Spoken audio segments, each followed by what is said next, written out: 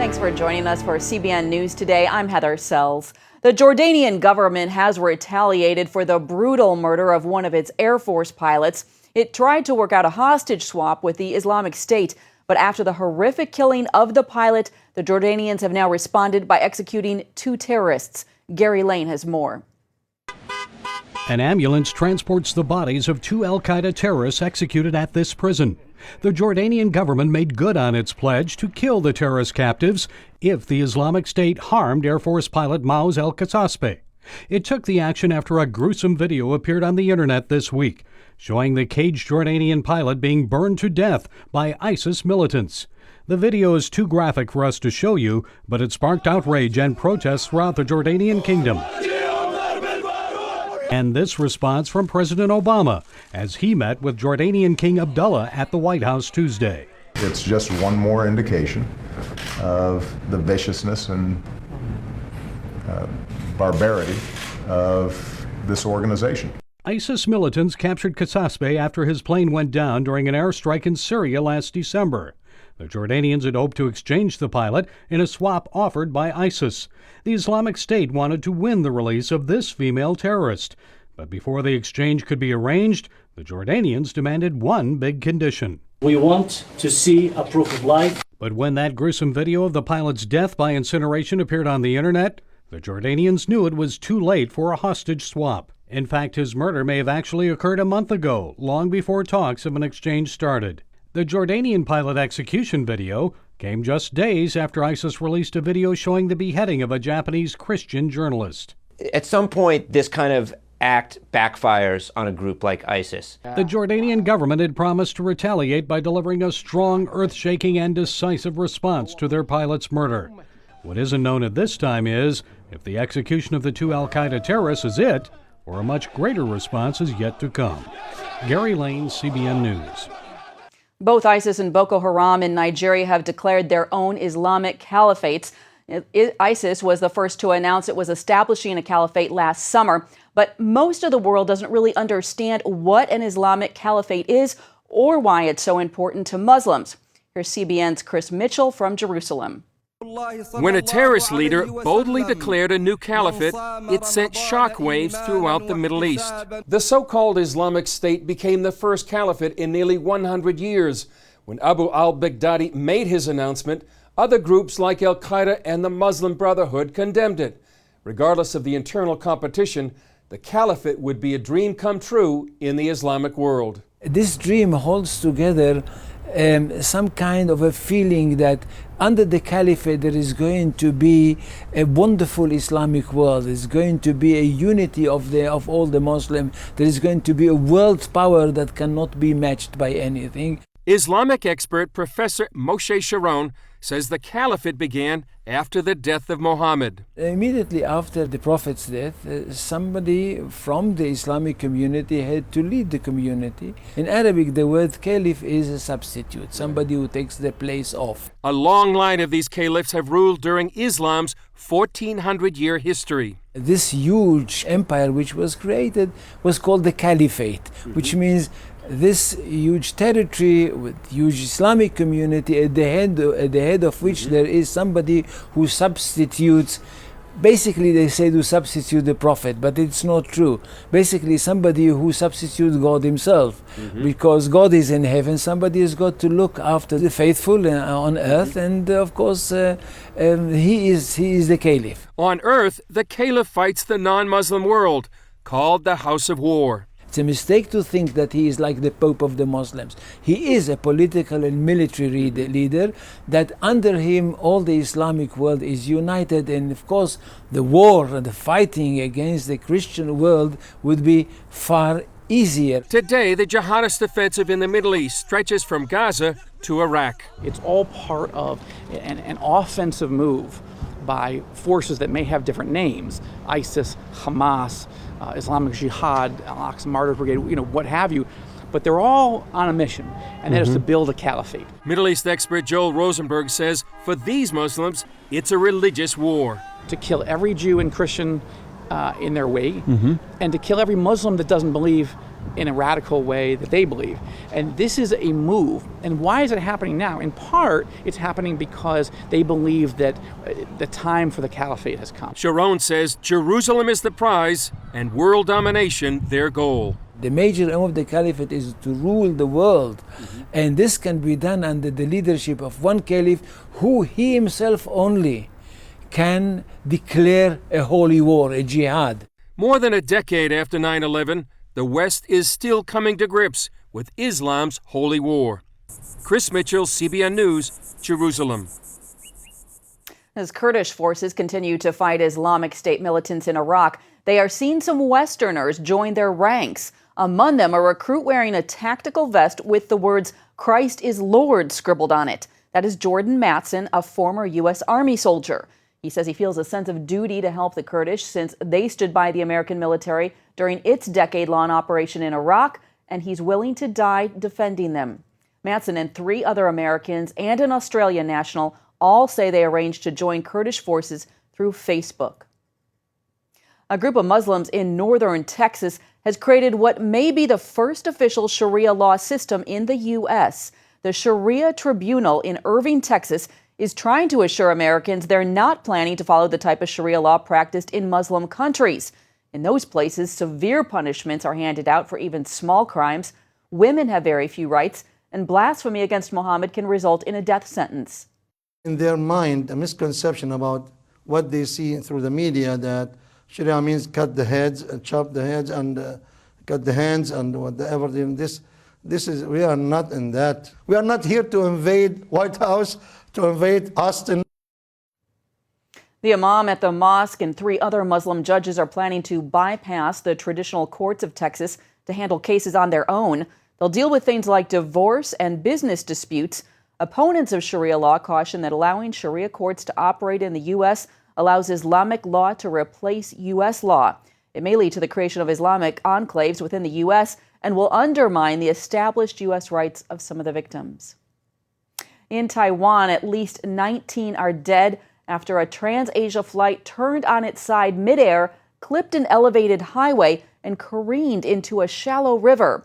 The turboprop plane was carrying 58 people. You can see a dramatic video clip here, taken from a car driving on Taiwan's national freeway. Rescuers are searching for the missing in the Keelung River. More than half of the passengers were Chinese traveling to the Taiwanese-controlled Kinmen Islands. A spokesman for TransAsia said the plane crashed just 4 minutes after takeoff, and the cause is still unknown. The Indiana Senate is backing a bill that makes it legal for religious institutions that receive state and local contracts to hire based on religion. Republican Senator Travis Holdman says he sponsored the measure to restore the ability of religious institutions like Indiana Wesleyan University to receive state workforce training grants. Last year, officials determined that the university's religious lifestyle mandate violated state contracting requirements against employment discrimination. Opponents of the bill say its language is too broad and could lead to lawsuits. The measure now moves to the House. Well, British lawmakers have approved a new technique meant to keep genetic diseases from being passed from mother to child. And it sounds good, but opponents say the controversial method raises many ethical concerns and could one day lead to designer babies. Caitlin Burke has more. It's a technique that allows babies to be created from the DNA of 3 people, 2 women and 1 man. This sets the stage for the UK to become the first country with a law that allows embryos to be modified this way. This isn't genetic modification. We're not altering the nucleus. We're not altering those 50% of genes that come from each parent. It's 0.054% of the genome, and there are only 37 genes to give energy to the cell. The technique requires an embryo to be altered before it's transferred into the mother, a move currently forbidden by British law. One House of British Parliament just approved the measure, and if the House of Lords also votes to allow it, the first baby with 3 biological parents could be born as early as next year. But candidates for these specially created babies must have a specific problem: faulty mitochondria. When you have a baby and find out that your baby's ill or got something that you've got, and life expectancy for a child, the mitochondria is very short, very short. And I think that's devastating for a woman. Mitochondria are structures outside the cell's nucleus that help produce energy for the cell. Mitochondrial defects can result in diseases like muscular dystrophy, heart, kidney, and liver failure, and severe muscle weakness. But opponents say the DNA swapping technique isn't safe or ethical. The group Human Genetics Alert says the move would open the door to further genetically modified children. This would be the first time that we would intentionally manipulate the human genome. It's something that governments around the world have agreed for the last 20 years that we shouldn't do, and once you cross that line, then it's very hard to stop going down the slippery slope to designer babies. The scientists behind the new technique say it would likely only be used in about a dozen British women every year. Caitlin Burke, CBN News. We'll have more on this brave new world of creating babies in just a few minutes, taking a closer look at the new trend of young women freezing their eggs. Well, classes are finally resuming at one Virginia college today after the entire campus was closed down by an outbreak of the norovirus. Hampden-Sydney College has been shut down since Saturday to prevent the extremely contagious virus from spreading further. The drastic step was taken after nearly 300 students contracted the severe stomach bug. School officials worked for days to sanitize every room on campus since the virus can remain contagious for up to 2 weeks. We understand that they are following to the letter recommendations provided both by the Virginia Department of Health and the Centers for Disease Control and Prevention. The college disinfected nearly the entire campus, from student housing areas to bathrooms and all public areas. It's even bought fogging machines to blast wider areas with disinfectant. Coming up, beating that biological clock, why more and more women may be freezing their eggs.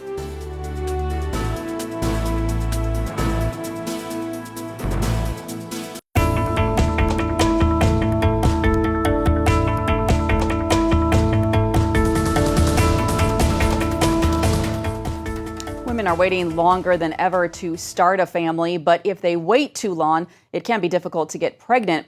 Now they have another alternative. As Lori Johnson shows us, the technology of egg freezing can slow down the biological clock. Ashley Skidmore is a 24-year-old writer living in Los Angeles. Biologically, this is the best time for her to have a baby, but that doesn't exactly fit with her lifestyle plans.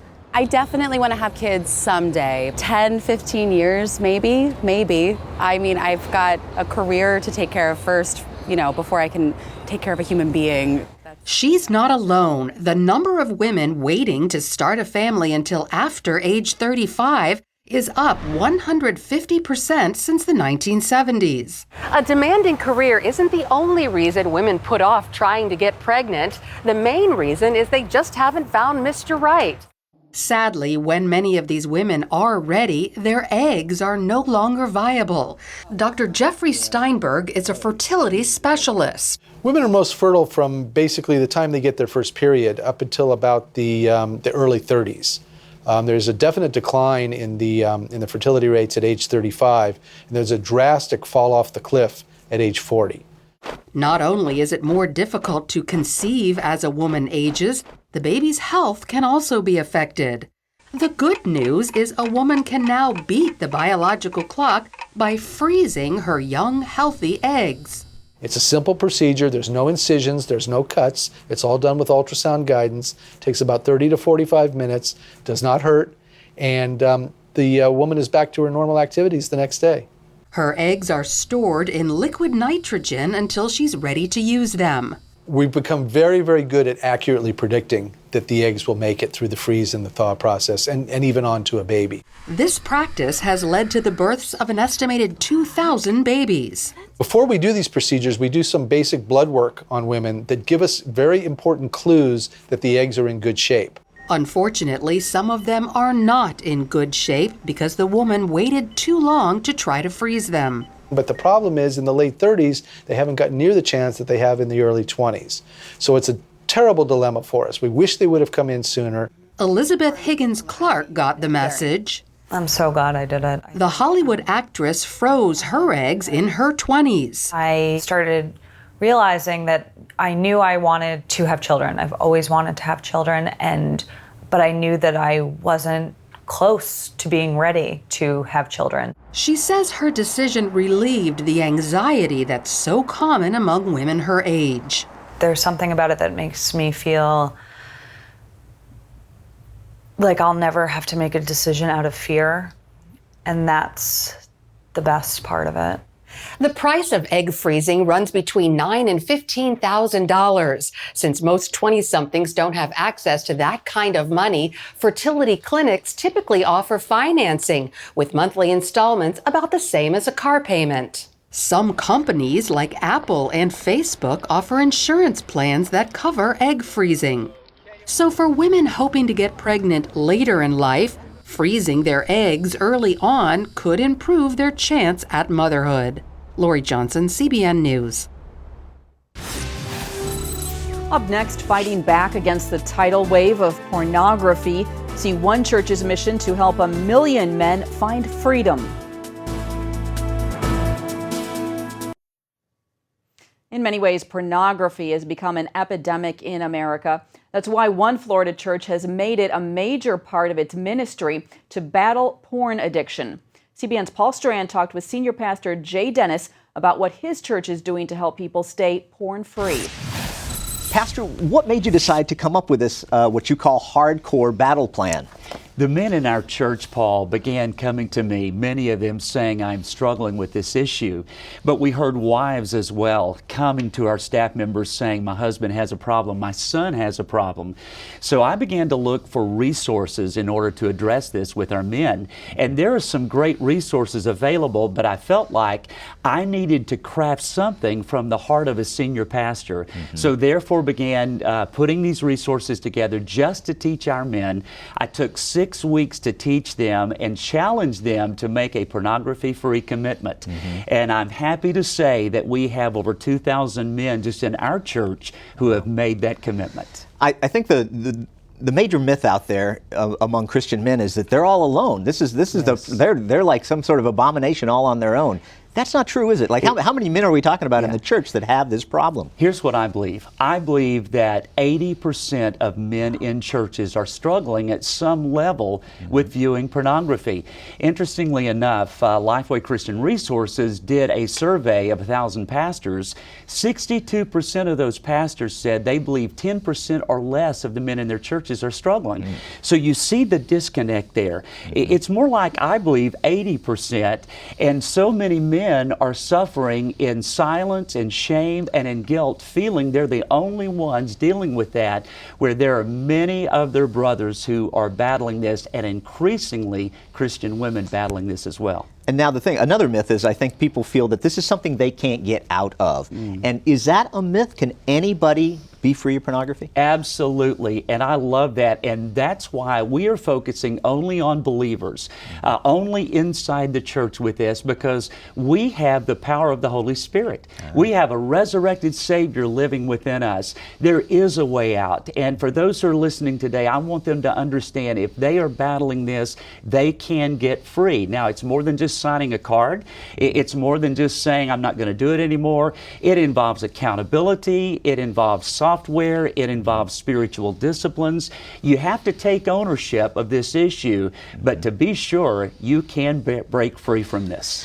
Now, you've taken all the strategies that I've ever seen, good fighting strategies in this, and put them together. But one of your best tricks, I think, is acrostics, taking a word, and people can remember how to fight pornography by saying this word to themselves. And you start for a man like capture your thoughts. Yes. And what's the thing you use? You use the word stop, don't you? Yeah, S-T-O-P. And when I was in Fuller Seminary, my professor, Arch Hart, said that he used that to say out loud, stop the thought, in order to interrupt the thought, a sinful thought. So we took that, put it together into an acrostic in order to help men and women to not only confess a sinful thought, but to replace a sinful thought. And that's a tool that we have tried to use. News is to help men to know how to take God's Word in a 31-day kind of a strategy or a process where they would meditate on one verse each day, and as a result, they're replacing that sinful thought.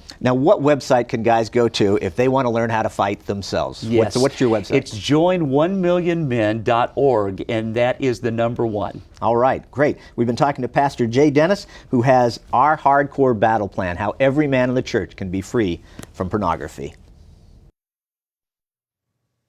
And finally, today it has been 50 years since author Harper Lee wrote To Kill a Mockingbird, and now a sequel to the 88-year-old's novel is set to be released in July.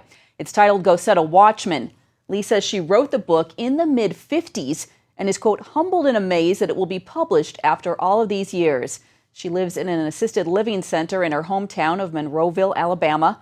A longtime friend says Lee is blind, deaf, and in poor health, but I'm sure hopefully excited about this new book. And that is it for now on CBN News Today. You can find more of our exclusive coverage of the issues that you care most about at cbnnews.com. Please tell us what you think about the stories that you've seen here. Have a great day.